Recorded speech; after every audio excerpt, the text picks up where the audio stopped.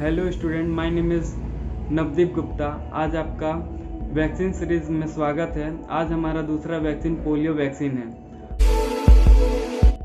Poliomyelitis के infection को ख़त्म करता है पोलियो वैक्सीन। यह एक्यूट डिजीज़ है जो हमारे सीएनएस पे अफेक्ट करता है, जिसे सीएनएस मतलब हमारे सेंट्रल नर्वस सिस्टम। ये इसके कारण हमारे शरीर में पैरालिसिस हो सकता है और डेथ भी हो सकती है। पोलियो वैक्सीन दो प्रकार के होते हैं। ये ओरल वैक्सीन भी आते हैं और पेरेंटल भी आते हैं, जिसे ओपीवी वैक्सीन कहते हैं और आईपीवी वैक्सीन कहते हैं।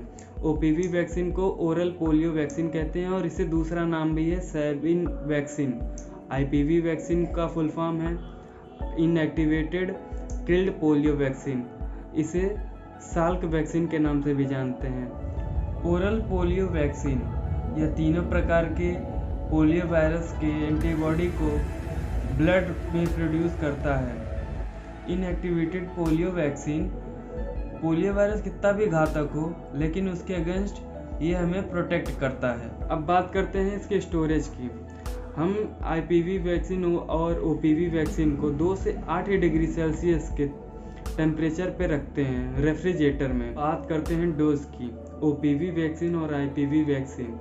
ओपीवी वैक्सीन जो होती है, इसके 2 ड्रॉप देते हैं मुंह में, बच्चे के मुंह में दिया जाता है। इसके 4 डोज होते हैं और 2 बूस्टर डोज होते हैं। इसका पहला डोज जो होता है बच्चे के जन्म के 2 हफ्ते के अंदर दिया जाता है और दूसरा डोज इसका 6 से 8 हफ्ते के अंदर दिया जाता है और इसका तीसरा डोज 10 से 12 हफ्ते के अंदर दिया जाता है और इसका चौथा डोज 14 से 16 हफ्ते के अंदर दिया जाता है।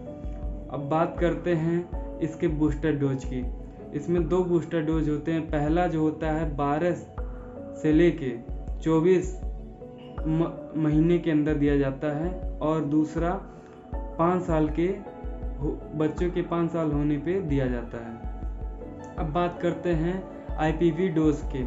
आईपीवी डोज में 0.5 ml दिया जाता है, सबक्यूटेनियस और इंट्रामस्कुलर दिया जाता है। इसमें टोटल 5 डोज होते हैं, जिसमें से 2 बूस्टर डोज होता है। पहला डोज जो है 2 महीने पे दिया जाता है, दूसरा डोज जो है 4 महीने पे दिया जाता है और तीसरा डोज 6 महीने पे दिया जाता है। और इसका पहला बूस्टर डोज 18 महीने पे देते हैं और इसका दूसरा बूस्टर डोज 5 साल पे देते हैं। अब हम बात करते हैं इनके साइड इफ़ेक्ट के। ओपीवी वैक्सीन के साइड इफ़ेक्ट ये हैं, कुछ इफ़ेक्ट हैं इसके। फीवर होते हैं, इसमें मसल्स पेन होते हैं, हेड चेन होते हैं और डायरिया हो जाता है। और लेकिन आईपीवी वैक्सीन में फीवर होते हैं और रेडनेस होता है जहाँ पे इंजेक्शन लगाया जाता है। अब हम बात करते हैं पोलियो वैक्सीन के कंट्राइंडिकेशन के बारे में। पोलियो वैक्सीन के ओपीवी वैक्सीन लगाने पे हमें कब नहीं लगाना चाहिए? जब हमें ल्यूकेमिया, लिम्फोमा एंड मैलिग्नेंसी नामक बीमारी हो, तब हमें इसका उपयोग नहीं करना चाहिए। और आईपीवी वैक्सीन में सीवियर एलर्जी हो सकता है। अगर कुछ दवाओं के बाद भी लेने के बाद आईपीवी वैक्सीन नहीं लेना चाहिए, जैसे कि स्ट्रेप्टोमाइसिन, नियोमाइसिन और पॉलीमाइसिन बी के बाद इसे नहीं लेना चाहिए।